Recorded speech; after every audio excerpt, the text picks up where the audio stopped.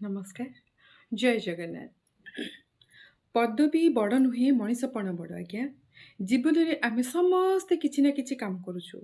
କେହି ଅଫିସରେ, କେହି ହସ୍ପିଟାଲରେ, କେହି ଫ୍ୟାକ୍ଟ୍ରିରେ, କେହି ରାସ୍ତାରେ, କେହି ଡାକ୍ତର, କେହି ଇଞ୍ଜିନିୟର, କେହି ଆଇଏଏସ୍, କି ଓଏଏସ୍, ଆଉ କେହି ମାଳି, ହାଉସ୍ କିପିଂ, ସୁରକ୍ଷା କର୍ମୀ କିମ୍ବା ଅଫିସର ଛୋଟ କର୍ମଚାରୀ।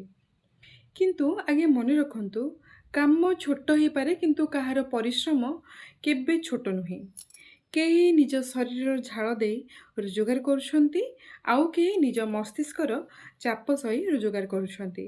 କିନ୍ତୁ ଲକ୍ଷ୍ୟ ସମସ୍ତଙ୍କର ଗୋଟିଏ, ନିଜ ପରିବାରକୁ ଭଲରେ ରଖିବା। ତେଣୁ ଯେଉଁମାନେ ୱାର୍କ ପ୍ଲେସ୍ରେ ସିନିୟର ଅଛନ୍ତି, ସେମାନଙ୍କୁ ମୋର ଗୋଟିଏ ଅନୁରୋଧ। ଆପଣଙ୍କ ହାତରେ ପଦବୀ ଅଛି, କିନ୍ତୁ ସେଇ ପଦବୀ ସହିତ ଗୋଟିଏ ଦାୟିତ୍ୱ ମଧ୍ୟ ଅଛି ଆଜ୍ଞା। ଆପଣଙ୍କ ତଳେ କାମ କରୁଥିବା ଲୋକଙ୍କୁ ସମ୍ମାନ ଦେବା ଦାୟିତ୍ୱ। କାରଣ ଆମେମାନେ ସମସ୍ତେ ବାହାରେ ରହୁଛୁ, ଘରେ ବି ରହୁଛୁ, କିନ୍ତୁ ବେଶୀ ସମୟ ଆମେ ସେଇ ଅଫିସରେ ବିତଉଛୁ। ଏଇଟା ଗୋଟେ ପରିବାର। ଭୁଲ କଲେ ବୁଝାନ୍ତୁ, କାମରେ ଅବହେଳା କଲେ ଶାସନ କରନ୍ତୁ, କିନ୍ତୁ ତାଙ୍କ ଆତ୍ମସମ୍ମାନକୁ ଭାଙ୍ଗନ୍ତୁ ନାହିଁ ଆଜ୍ଞା। କାରଣ ମନେ ରଖନ୍ତୁ, କର୍ମଚାରୀ ଆପଣଙ୍କ ଚାକର ନୁହେଁ, ସେ ମଧ୍ୟ ଆପଣଙ୍କ ଭଳି ଜଣେ ମଣିଷ। ରକ୍ତ ମାଂସ ହାଡ଼ର ଶରୀର ତାର। ତାକୁ ଛୁଟି ଦରକାର ହେଲେ ସେ ମଧ୍ୟ କାହାର ମା' ହୋଇପାରନ୍ତି, କାହାର ବାପା ହୋଇପାରନ୍ତି, କାହାର ସ୍ୱାମୀ କିମ୍ବା ସ୍ତ୍ରୀ ହୋଇପାରନ୍ତି, କାହାର ପିଲାର ଆଶା ମଧ୍ୟ ହୋଇପାରନ୍ତି। ତାଙ୍କର ମଧ୍ୟ ଘର ଅଛି, ତାଙ୍କର ମଧ୍ୟ ଦୁଃଖ ଅଛି, ତାଙ୍କର ମଧ୍ୟ ଜୀବନ ଅଛି।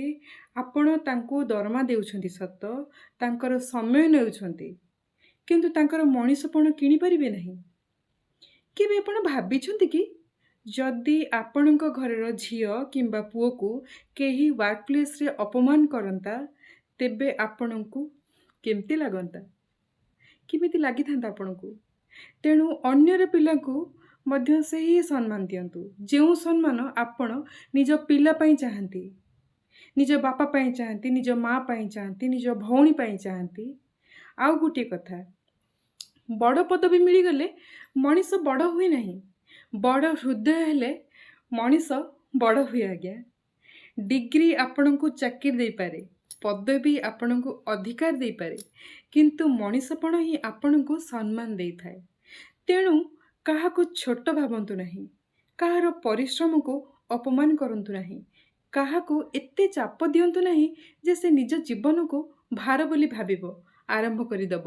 କାରଣ ଆପଣଙ୍କ ଗୋଟେ କଥା କାହାର ଦିନକୁ ଭଲ କରିପାରେ, ଆଉ ଆପଣଙ୍କ ଗୋଟେ କଠୋର କଥା କାହାର ମନକୁ ଭାଙ୍ଗି ଦେଇପାରେ ଆଜ୍ଞା।